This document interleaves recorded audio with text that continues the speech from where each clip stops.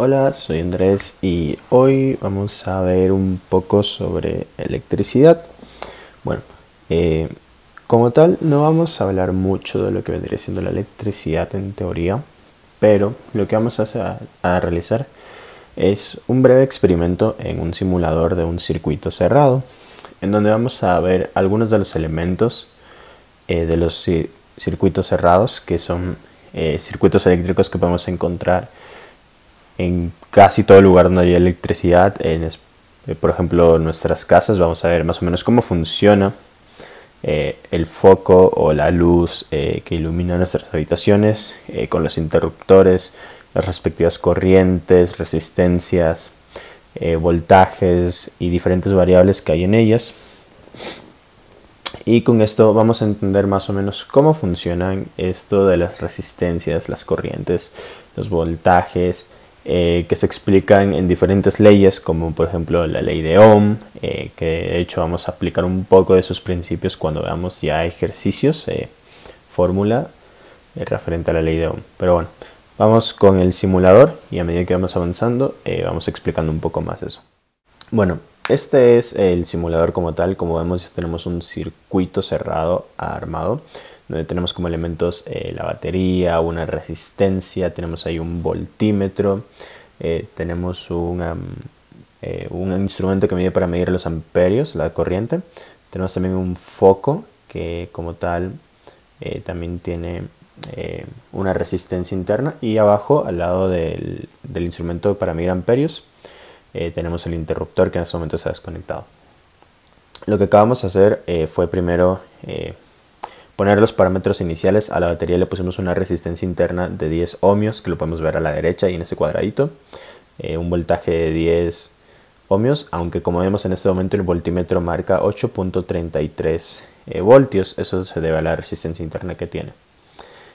Estamos en este momento midiendo el voltaje de todas las cosas usando una resistencia inicial de 0, ahí, con lo que vamos a señalar. Lo que vamos a hacer es ir subiendo esta resistencia de 10 en 10 para ir viendo cómo cambia el voltaje y también la corriente, que se mide en amperios, que está ahí abajo, en el circuito cerrado. Esto lo vamos a hacer un total de 13 veces, es decir, vamos a llegar hasta una resistencia de 120 ohmios, empezando desde obviamente 0. Otras condiciones iniciales que se vieron es que el foco como tal también tiene una resistencia interna del foco propio de 50 ohmios. Y básicamente eso. Entonces vamos a seguir haciendo esto un rato más. No lo voy a poner todo en cámara porque sería un poco tedioso ver cómo va subiendo o cómo va bajando el voltaje de las distintas cosas, porque estamos midiendo eso, el voltaje en los tres elementos: la batería, el foco y la resistencia como tal, para ver cómo varía a medida que vamos aumentando el valor de la resistencia que en este momento lo estamos midiendo. Recordar que esos valores negativos en voltios son un valor absoluto, es decir, valores positivos. Bueno, ahora vamos con los cálculos. Primero debemos definir las magnitudes iniciales referentes a los elementos del circuito cerrado, que son la batería, el foco, la resistencia y la corriente. La mayoría de estos valores, en especial en la resistencia interna y en la resistencia del foco, son parámetros que nosotros planteamos, incluyendo también el voltaje de la batería. Tomar en cuenta que en este momento el foco y la resistencia y la corriente nos dan valores de 0, debido a que el circuito aún no está encendido como tal, es decir, aún está fluyendo energía por él. Hace un momento dijimos que lo que íbamos a hacer para resolver los ejercicios era ir aumentando la resistencia de 10 en 10 ohmios, empezando por 0. Debemos notar que ahí ya el circuito ya está fluyendo energía ahí, por eso ya tenemos un valor, un voltaje en el foco, y también tenemos una corriente inicial de 0.17 amperios.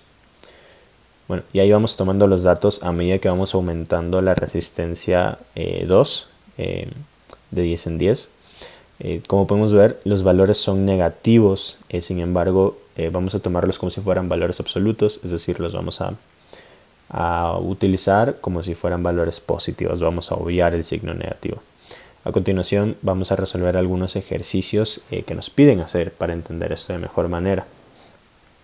Primero nos piden realizar un gráfico en donde existan dos curvas, en donde veamos la curva del voltaje de la resistencia 1, es decir, del foco, versus la resistencia 2. Y también nos piden la curva del voltaje de la resistencia 2 versus la misma resistencia 2. Entonces, ese es el gráfico que realizamos en Excel, en donde vemos que ambas curvas, tanto la de la resistencia 1 versus resistencia 2 y resistencia 2 versus resistencia 2, se unen en ese punto, al cual vamos a llamar el punto cruce, el punto de cruce. El punto de cruce significa que R1 y R2 tienen el mismo voltaje en determinada resistencia, que en este caso es de 50 ohmios. Si vemos la tablita de nuevo, vemos que cuando la resistencia es de 50 ohmios, ambas tienen un valor de 4.55 voltios. Para ser más específicos, de menos 4.55 voltios, pero al ser un valor absoluto, lo tomamos como si fuera positivo. Ahora, nos piden calcular la resistencia interna en ese punto, en el punto de cruce, en donde tenemos una resistencia de 50 ohmios y un voltaje de 4.55 para R1 y R2.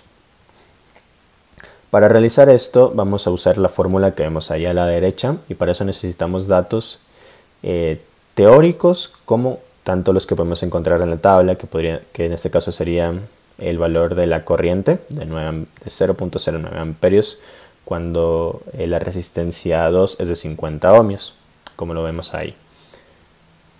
Y también los voltajes, obviamente. Tenemos ahí el voltaje del foco de R2 y vamos a encontrar la resistencia interna, que la podemos encontrar mediante esa formulita expresada ahí abajo, que el voltaje de la resistencia interna es igual a la corriente por la resistencia interna.